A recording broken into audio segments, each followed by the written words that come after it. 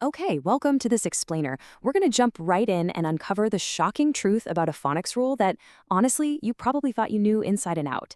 If you're helping a young learner tackle the English language, you've definitely encountered the famous Magic E or silent E. We completely rely on it to make sense of our spelling. But what if I told you that the way most of us were taught this rule is actually, well, completely incomplete? Get ready because we're about to entirely change the way you look at English spelling. So, what does the silent E actually do? We were all taught that it just makes the vowel say its name, right? Cap becomes cape. But here's the thing. According to the Pride Reading Program, that widely held assumption only accounts for 50% of these words. That means half the time a student encounters a silent E at the end of a word, applying that classic rule is going to lead them right into a brick wall of confusion. And this comparison right here instantly shatters that myth. On the left, the E in tape makes the A long. That makes total sense. But look at the other side.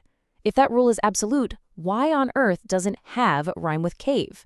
If a student tries to sound out have using the standard Magic E rule, they get have. This is exactly why kids get so frustrated and just assume English is a collection of random, illogical exceptions. But I promise you, it's not.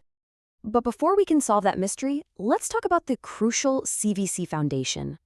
Before you even think about introducing the complexities of the silent E, you've got to build a solid base.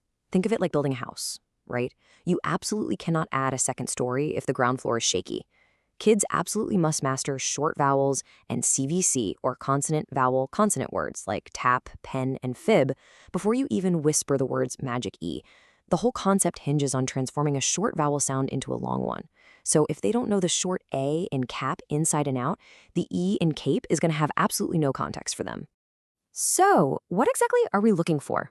Well, you want to look for 3 specific signs of CVC mastery to ensure the magic actually makes sense instead of just feeling like some frustrating rule to memorize. First, they need to read a word like hop accurately, without stretching it into a long ah. Second, if you ask them the vowel sound in bug, they should automatically say the short U. And third, they should be able to confidently spell these simple 3-letter words. Once you see these 3 signs, congratulations, your reader is officially ready to unlock the magic. All right, let's move into the really fun part, the 8 secret jobs. Prepare to have your mind totally blown here, because the silent E doesn't just have one job. It actually has 8 distinct, logical jobs in the English language. Yeah, 8. When you start to understand all of these, you stop seeing English as this language full of confusing exceptions, and you start seeing it for what it is, a beautifully engineered system with highly predictable patterns. This breakdown shows every single one of those jobs. Now, we don't have time to deep dive into every single one today, but just looking at this list completely reframes how we understand reading.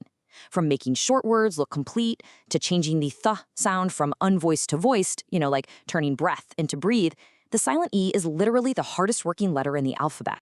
Job 1 is our classic CVCE pattern, which turns hop into hope.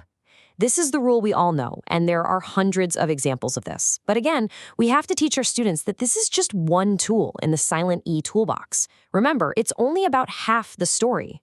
Okay, here is a massive game changer. Words like have and give aren't rule breakers at all. They are actually just following job 2, because English words simply cannot end in the letters V or U. That's it. That's why have doesn't rhyme with cave. The E isn't there to change the vowel sound, it's just sitting there as a structural placeholder so the word doesn't end in V. Knowing this eliminates a huge source of confusion for early readers. And the mind-blowing jobs just keep coming. This explains why a word like moose doesn't look like a plural of moo, and how cage avoids rhyming with bag. Think about it. If we didn't have Job 3, ice would be spelled IC. If we didn't have Job 4, the word house would be spelled HOUS and might look like the plural of some nonsense word how. And for Job 5, remember that in English, every single syllable must have a vowel. So in a word like turtle, that final tull syllable gets a silent E just to satisfy that strict rule. Now, as they learn this, we do need to talk about fixing common mix-ups. When you see a student over-applying the rule, like maybe they accidentally read tub as tube, that actually shows they are actively trying to use their new magic powers. They've learned the rule, they're super excited about it, and they're throwing it at literally every word they see. This isn't a failure at all. It's a structural, logical attempt at decoding. So how do we fix these mix-ups positively? Use direct, low-pressure comparison. Take the stress off of everyone. Have them notice how their mouth physically changes shape between the short A in apple and the long A in ape.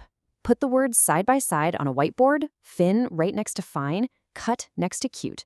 You can even teach them to physically cross out the silent E and draw a line over that preceding vowel. It makes a totally abstract rule wonderfully concrete.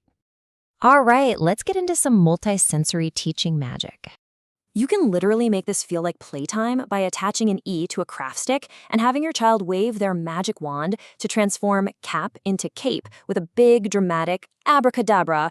It's honestly one of the best ways to introduce the concept. They read the CVC word, they tap it with their physical wand, and magically a new sound appears. It gives visual and kinesthetic learners a really physical way to see the silent E doing its job. And you don't need exhausting hours-long lessons for this either. A simple 5-minute daily routine starting with just one vowel family creates a massive impact over time. Start simple. Don't throw all the long vowel sounds at them at once. Stick to AE words like make and take first. Use a red marker for the vowels so their eyes immediately connect those two letters working together. Short, gentle repetition is the secret sauce here. Finally, we have to remember that practice makes perfect. Practicing in context with targeted decodable books, like reading the word bike in a story about a bike ride, is absolutely the ultimate way to cement these rules into long-term memory. Unlike random picture books that might throw really complex advanced phonics at a beginner, a decodable text is carefully engineered. If you're teaching Job 1, the book is going to be packed with target words like safe, time, ride, and smile. It perfectly sets the student up for success and rapidly builds their reading confidence. So now that you know the silent E is actually 8 different tools in disguise, how are you going to use the secret knowledge to unlock the magic of reading for your student? Are you going to start with the classic CVCE pattern, or will you blow their mind by explaining why have doesn't rhyme with cave? The English code isn't broken, guys. It's just waiting for us to explain it properly. Thanks for joining me on this explainer, and I seriously can't wait to see how you bring this magic into your own teaching.